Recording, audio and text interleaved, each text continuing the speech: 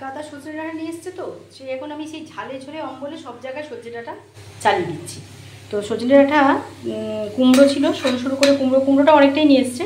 কুমড়ো ডাঁটা দিয়ে আমি অ্যাকচুয়ালি গিমাটা করি যখন বেগুনি দিই, তো আজকে যেহেতু কুমড়ো আছে ডাঁটাও আছে, তো ডাঁটা দিয়ে দিয়ে দিয়েছি একটু আদা বাটা আর সর্ষে বাটা।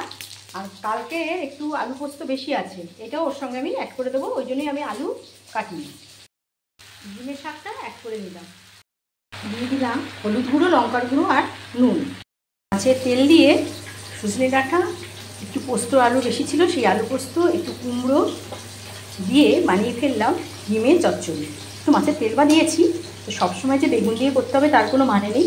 তোমার কাছে যে সবজি অ্যাভেলেবেল, যা মরশুমি সবজি, সেই সবজি দিয়েই বানিয়ে নিতে হবে, কারণ এই সময় একটু তিতো খাওয়ার দরকার এবং খেতে ভালোও লাগে। মাছটা শিবু বেশ বড়ই দিয়ে গেছে, তো একদম পোনা মাছ আমাকে একটু ভেজে রেখে দিতে হবে, কারণ পোনা মাছ না ভেজে রাখলে কিন্তু খেতে পরে ভালো লাগে না। তো জিরে ফোড়ন দিয়ে একটুখানি টমেটো আর পেঁয়াজটা ভালো করে ভাজার পর এর মধ্যে আমি একটু চিনি দিয়ে দিয়েছি, এখনও নুন দিইনি। আচ্ছা, এরপরে পরপর মশলাগুলো দিয়ে দেবো। এখানে আদা আর জিরে, একটু জিরে নিয়ে নেবো এখান থেকে, এখানে এটা জিরেটা জিরে, কেন জিরে ধনে আদা বাটাতে ঝোলটা ভালো লাগে খেতে, তো জিরেটা দিয়ে দিলাম। জিরেটা দিলাম, এবার এখানে আদা লঙ্কা বাটা আছে সেটা একদম দিয়ে দিলাম এর মধ্যে। এবার বাকি মশলাটা, এখন না আমি ফোনটা লাগিয়ে করতে ভয় লাগে জানো তো, অনেক কষ্টে ছেলে ছাড়িয়ে নিয়ে এসছে তো, ডিসপ্লেটা নষ্ট হয়ে গেছিলো, তো এখন আর ভয় লাগে আমাদের যদি আবার পড়ে যায়, তো একটু ভয়ে থাকি। তো মশলাটা কষতে এর মধ্যে আমি দিয়ে দেবো হলুদের গুঁড়ো, দেবো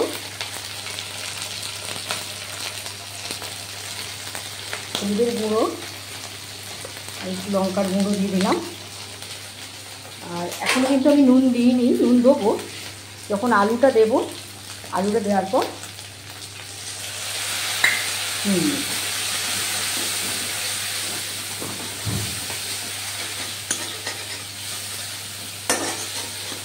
মশলাটা সুন্দর করে আমার কষে যাক। আর একটু জিরেটা দিয়েছি, আদা দিয়েছি, তো আদা জিরে কাঁচা গন্ধটা চলে যাওয়ার পর এর মধ্যে আমি আলু দিয়ে নুন দিয়ে তারপরে একটু জল ঢালবো। যেমন বলেছিলাম তেমন আমি এর মধ্যে একটু নুন দিয়ে দিয়েছি, এই যে নুন দিয়ে দিয়েছি, আলু আর একটু জল দিয়ে দেবো, কারণ আলুগুলোকে আমি একটু মশলার সঙ্গে একটু নেড়ে নিতে চাইছি, কারণ আলুটাকে আজকে ভাজার পর সেদ্ধ করিনি, জাস্ট প্রেসারে দিয়ে সেদ্ধ করে নিয়েছি আলুগুলো। তো ওই জন্য আর একটু আমি চাইছি যে আলুটা মশলার সঙ্গে আর একটু কষে যাক, আর একটু তেল ছাড়ুক। তারপরে আমি এর মধ্যে একটু কাশ্মীরি লঙ্কা আর ধনে গুঁড়ো দিয়ে তারপরে আমি জলটা ঢেলে দেবো। এটা মোটামুটি একটু ফুটুক।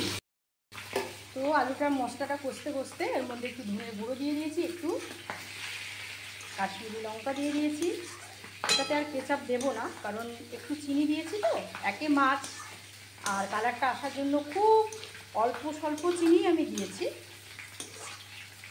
এবার এর মধ্যে আমি জল ঢালবো, ঝোলটা একটু বেশি রাখবো, কারণ ঝোল ওদের লাগে, তবে বেশি মানে খুব বেশি না, জাস্ট এইটুকু ঝোল থাকবে।